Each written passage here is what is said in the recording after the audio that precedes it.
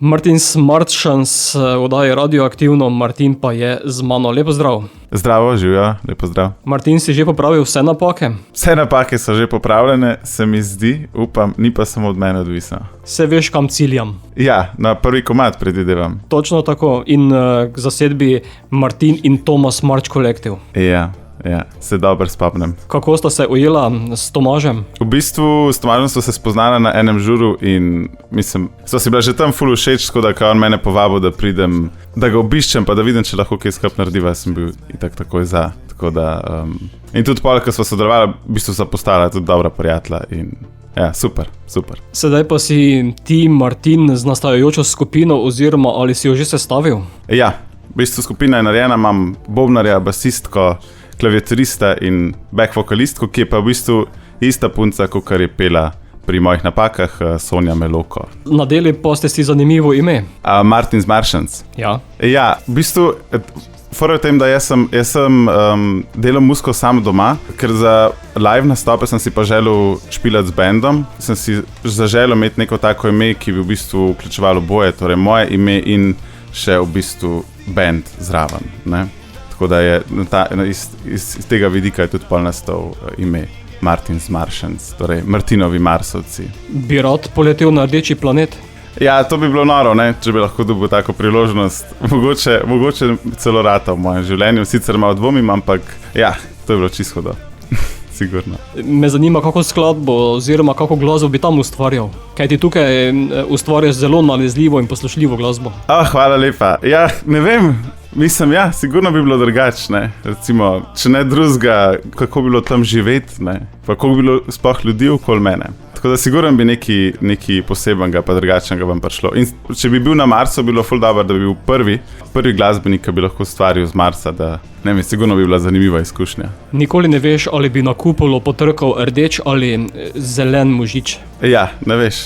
Mislim, ja. Točno to. Mogoče bi pa recimo, če bi jih spoznal, ne, bi lahko še videl, če bi od njih kakšno inspiracijo dobil za kakšno prav posebno vesoljsko muziko. Sedaj si na radijskih valovih zelo nalezljivo pesmijo, ki kar vabi k miganju z naslovom Prav naivno. Ta komad je nastal v bistvu lansko leto v času prvega vala in sicer ni bil takrat nič povezan, ki je preveč s tem, da bi rad pobegnil v naravo, zaradi, ne vem, zato ker sem bil veliko noter, ampak pač je čisto samo od sebe nastal iz neke inspiracije. V bistvu sem poskušal neki poustvariti iz enega drugega komada, ki mi je bilo všeč, nek synthesizer, in pa se je komad kar naprej nadaljeval in pa sem kar samo od sebe nekako prišla ta vokalna linija. In pol kasneje, ko sem se na založbi pogovarjal, s katerim komadom bi šel pa prvim ven, smo pa skup tega izbrali kot enega takih prvih, tukaj si rekel, nalezljivih, hitrih, in tudi zato, ker je drugačen kot moje napake, ne. Mislim, da skladbo takoj opozoriš, da je to nekaj svežega, novega. Meni je šla takoj v uho. A je šla? Me veseli, super. Ja.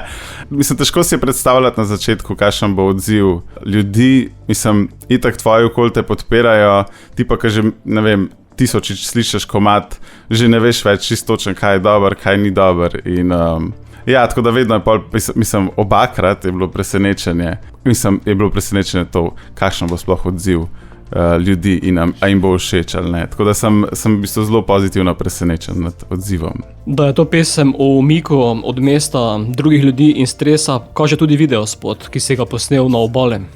Ja, to sva v videospotu nastopa Borut, jaz sem snemal, sem si želel narediti, pač, mislim, hotel sem njega uporabiti zato, ker je nasplošno take vrste človek, ki mu je lahko biti sam in je tudi rad sam, mu ni noben problem biti v družbi, je zelo komunikativen in prijazen človek in moj dolgoletni prijatelj. Tako da, ko sem ga vprašal za to, če bi bil takoj za in pa so v bistvu 2 dni skakala okoli in snemala in skejtala po Kopru, tako da, ja, je bilo kar zanimivo, no. Je bilo kar zanimivo. Ful dobra izkušnja tudi. Prvič sem v bistvu zdaj za moje napake in bil Tomaž Marič bolj čez nekako idejno zasnovo in tudi organizacijo in to je on ful dober in fenomenalno tudi spelo ful lep videospot. Tako da sem pri Prav naivno, pri tem komadu zdaj sem se prvič sam znajdel pač v nekem režiji pa idejni zasnovi videospota, ne. Tako da, ja, ful dober.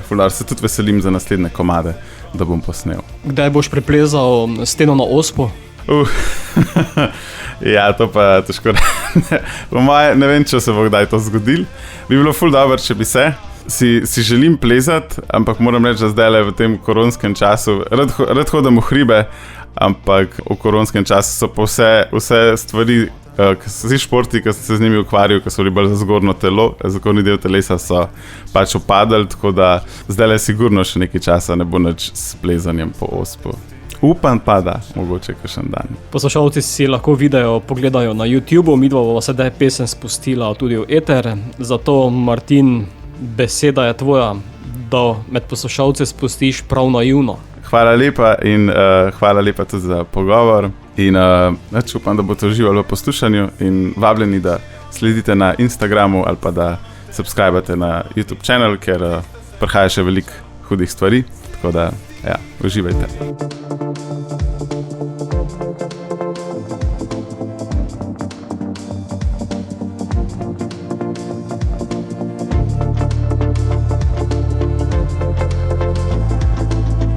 Živijo, mi smo Martin z Martians in poslušate Radioaktivno.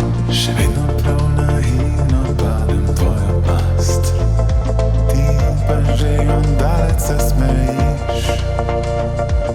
Ne morem šteti vsega tega ti v čast. Ker tečeš tu čez mene, da zletiš.